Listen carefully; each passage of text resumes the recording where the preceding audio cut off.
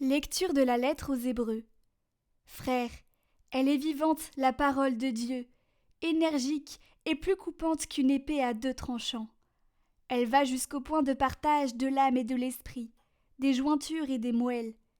Elle juge des intentions et des pensées du cœur. Pas une créature n'échappe à ses yeux. Tout est nu devant elle, soumise à son regard. Nous aurons à lui rendre des comptes. En Jésus, le Fils de Dieu, nous avons le grand prêtre par excellence, celui qui a traversé les cieux.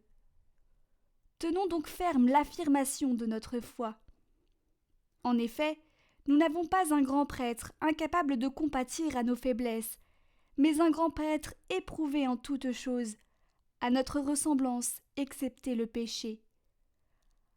Avançons-nous donc avec assurance vers le trône de la grâce, pour obtenir miséricorde et recevoir, en temps voulu, la grâce de son secours.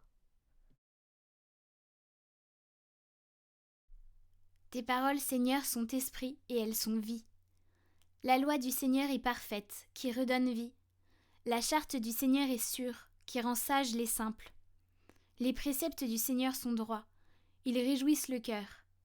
Le commandement du Seigneur est limpide, il clarifie le regard.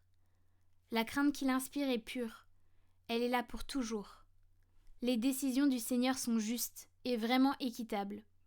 Accueille les paroles de ma bouche, le murmure de mon cœur, qu'ils parviennent devant toi, Seigneur, mon rocher, mon défenseur. Tes paroles, Seigneur, sont esprit et elles sont vie.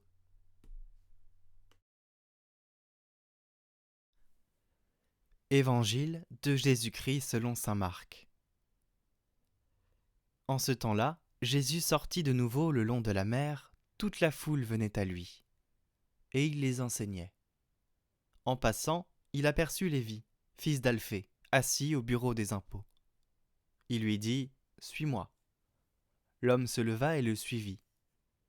Comme Jésus était à table dans la maison de Lévi, beaucoup de publicains, c'est-à-dire des collecteurs d'impôts, et beaucoup de pécheurs vinrent prendre place avec Jésus et ses disciples, car ils étaient nombreux à le suivre.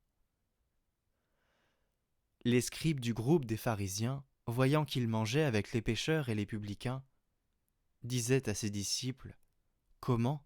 Il mange avec les publicains et les pécheurs ?» Jésus, qui avait entendu, leur déclara « Ce ne sont pas les gens bien portants qui ont besoin du médecin, mais les malades. Je ne suis pas venu appeler des justes, mais des pécheurs. » Les docteurs de la loi ont été scandalisés. Ils appellent les disciples et disent « Mais comment se fait-il que votre maître fasse cela avec ces gens ?